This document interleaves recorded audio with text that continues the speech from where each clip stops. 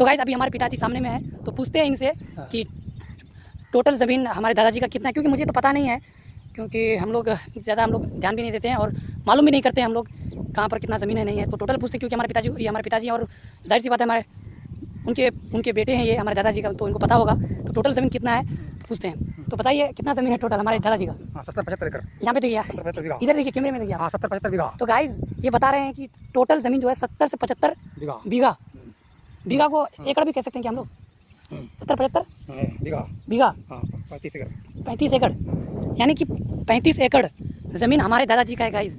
तो वैसे देखा जाए हम लोगों का सारा ज़मीन नदी के, ये जो नदी अभी हम लोग क्रॉस करके इस पार जो आए हैं, तो सारा ज़मीन हम लोगों का इसी पार में है।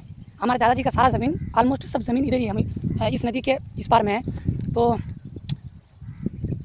पहले जो है दादा के ज़माने में खेती अच्छा होता था, बहुत ज़्यादा फसल होता था, बट अभी नहीं होता है क्योंकि नदी करीब में है। सैलाब हर बार आता है, एक बार नहीं कम से कम साल में 2 बार 3 बार आ जाता है, लेकिन बट इस बार अभी तक सैलाब नहीं आया है, बड़ा सैलाब अभी तक नहीं है। छोटा मोटा आया था बट अभी नहीं है, आया नहीं।